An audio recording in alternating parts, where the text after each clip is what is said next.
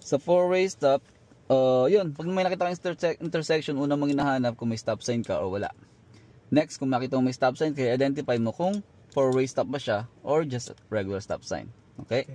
Pag nakita mong four-way stop, so you have to make a full stop, and then kung walang car, say yan. And kung walang pedestrian. So full stop lang, scan left, center, right, shoulder check kung magra-right, and then proceeds. Okay? Kung may car naman, bilangin mo kung pang ilan ka sa next stop. Okay? Kung nauna siya sa'yo, siya yung una alis, tapos ikaw na. Kailangan yun ang ma-identify mo. Okay? Kung nag-move na siya at alam mo mag-i-straight na siya, pwede ka na rin mag-right. No need to wait for him na all the way na. I mean like, for those ano lang, who comes first sa four-way stop? Na I mean, kung kunyari ito na una, pangalawa, pangatlo, so pangatlo ka, ikaw yung pangatlong susunod. Ikaw yung pangatlong alis. Not at the back of the car like. Kung ito na una, sabi mo ito na una, pangalawa to, pangatlo ka. Saang direction ka pupunta? Right. Right, okay. So, kung yun na una, nag-straight, pwede ka na sumunod.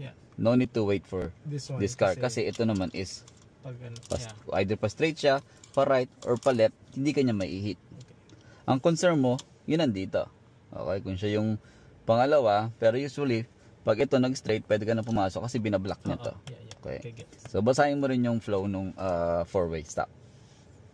Kung parehas kayo mag-straight, of course, pwede kayo magsabay. Pero pagalaw yung muna kung siya na una. Kailangan i-confirm mo na mag-straight siya kasi mamaya dito pala siya pupunta. Diba? Nakalimutan lang mag-signals. Yun pala, add ko lang din, kapag magra-right turn tayo, at nakita mo may nag-signal lang pa right, okay, huwag kang papasok. Antayin mo yung gulong niya pumaling pa kanan. Okay, huwag mo i-assume kasi usually minsan nakakalimutan lang patayin yung signal. Akala mo magra-right, hindi pala magra-right, magsi-signal. So boom, magtatamaan kayong dalawa. So, lagi kong ina-advise, wait mo yung gulong. Once na magpumaling yung turn, yung gulong niya papunta rito, then tsak mo sabayan. Diba? And basahin mo rin nasa likod niya, gaano kabilis yung nasa likod niya.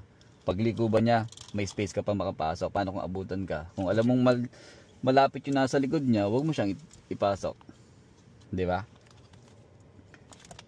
Question, kuya, sa four-way stop? So clear ko lang, if ikaw yung nauna, you have the right way to go straight or turn right. Magpapastop lang sa'yo kung ikaw nauna, pedestrian. Dahil sila lagi may right of way. Doesn't matter kung nauna ka dyan. So, itong dalawa is check mo lang usually, pero ito yung pinaka-concern. Ito yung pinaka-concern mo, yes. Tsaka ito, kung maglalap siya dito.